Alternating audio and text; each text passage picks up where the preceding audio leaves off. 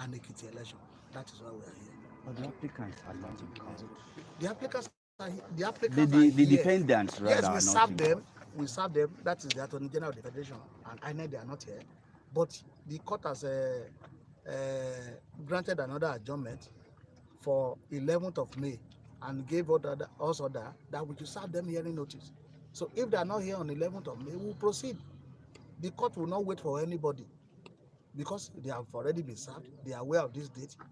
But since the case is coming up for the first time, we want to, the court wants to give them another opportunity. So on 11th of May, we will be here. And if they are not here on that day, we will move our application. It's a very simple thing. Ìjọba adárúkọ yín ní Yorùbá yìí. Orúkọ mi ni Tolu Bableye. Mo jẹ́ agbẹjọ́rò fún Ọmọnìyí Sunday àti àwọn márùn-ún mìíràn tí wọ́n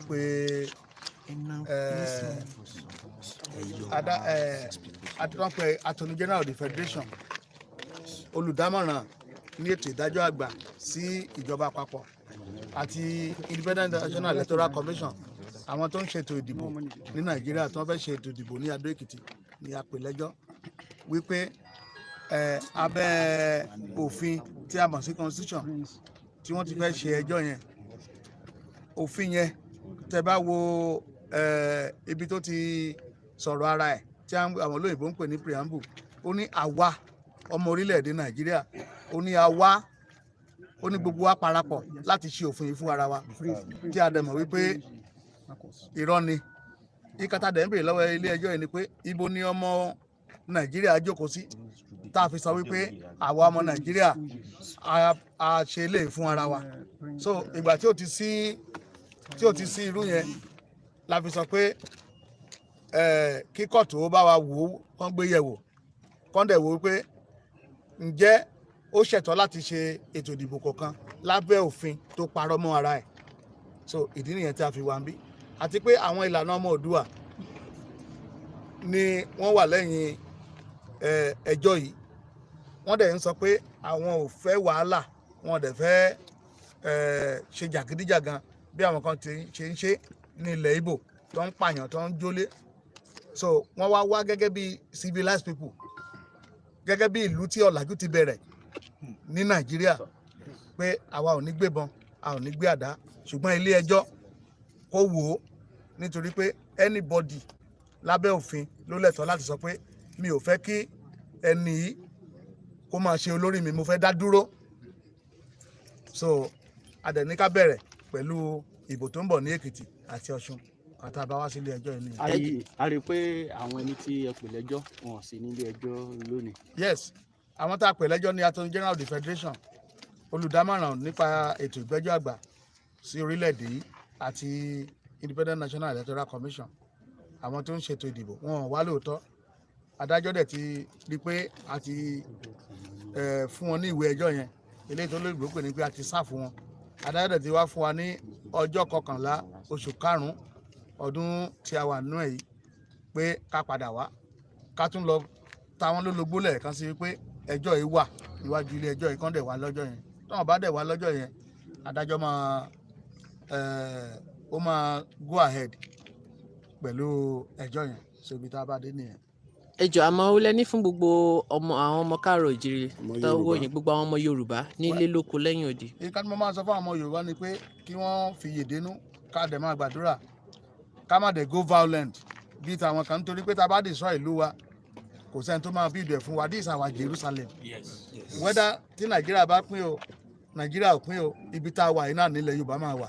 Tá a bá lọ jólé, tá a pààyàn, tá a bà dúkìá jẹ́, àwa náà ló ní. A yàtọ̀ sáwọn tọ̀hún, nítorí pé ilẹ̀ Yorùbá ní ìpilẹ̀ṣẹ̀ ọgbọ́n, ìmọ̀ àti òye.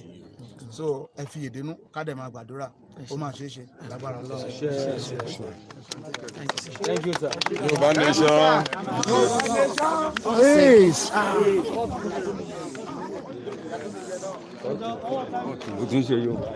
Once again, Koiki Media bring the work closer to your doorstep. A rí bàbá wa náà tí wọ́n wà pẹ̀lú wa ní kóòtù lénìí. Ẹ jọ̀ọ́ bá wa dárúkọ yín fún gbogbo àwọn aráalé. Orúkọ mi ni wòlíì àti ajíhìnrere Prophet Gẹ́gẹ́ Ojú the representative of Christian body of Ìlànà Oòduà. Bàbá wa ẹ jọ̀ọ́ pẹ̀lú ìyìn tá a gbọ́ nílé ẹjọ́ lédè pé àwọn agbẹjọ́rò wọn o INEC wọn ò wá àmọ̀ràn wo lẹ ní fún gbogbo kí lẹ báwo lẹ ṣe fíù kí lẹ rò. Ohun tí mo kàn ní lámọ̀ràn fún àwọn ọmọ wa ni pé ká fi sùúrù dénú torí pé ńgbà tá a ti fẹ́ ṣe jàgídíjàgan a kì í ṣe oníjàgídíjàgan àmọ́ ẹ̀tọ́ wa ni nítorí pé ẹ̀tọ́ yẹn gangan la fẹ́ kí ìjọba ó dá sí torí ẹni bá ní wàhálà a gbé lọ ilé ẹjọ́ á dẹ̀ dá sí ohun tí ẹjọ́ bá ti dá òun náà la fẹ́ tẹ̀lé torí pé àwa gẹ́gẹ́ bí ọmọ Oòduà a kì í ṣe oníjàgídíjàgan a fẹ́ destroy ìní ilẹ̀ wa. ẹ ṣé gan sir.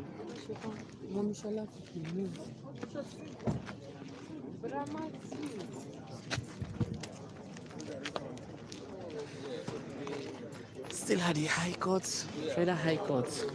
The case has been adjourned to 11th of next month, 11th of May.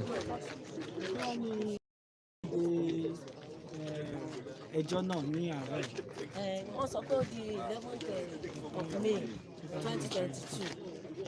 Ọlọ́run á ṣẹ́mi wá jù báyìí lọ. Àmọ́ lẹ wá ní fún àwọn ọmọ Yorùbá nílé lóko lọ́nà àti lẹ́yìn odi. Àmọ̀ràn tí mo ní fún wọn ni pé ẹ jẹ́ kí gbogbo wa ní sùúrù. Ọlọ́run ti gba ògo fún wa, ó ti gba Yorùbá nation fún wa. Kò kàn tí ì fi lé wa lọ́wọ́ ni, mo dẹ̀ mọ̀ pé Ọlọ́run máa fi lé wa lọ́wọ́ láìpẹ́ láì jìnnà. So máa rọ gbogbo àwọn tá a jọ jẹ́ ọmọ Yorùbá nation, àwọn ọmọlúàbí Yorùbá, àwọn ọmọ Yorùbá gidi tó ṣe pé wọ́n mọ nǹkan tó ń lọ, màá rọ̀ pé kán jẹ́ ká ní sùúrù. Kán jẹ́ ká ní sùúrù, mo mọ̀ pé lágbára náà dídùn lọ sọ́sọ́. Ẹ ṣé gan.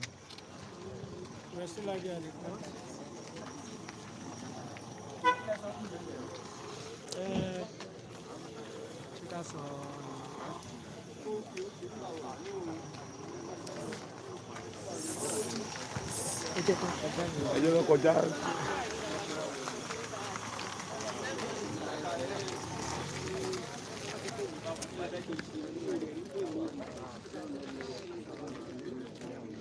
So once again, quick media bring the work closer to your doorstep and ní rí jù báyìí lọ títí di on the 11th kan ní ọ̀tún máa gbé ètò yẹn yẹ̀wò.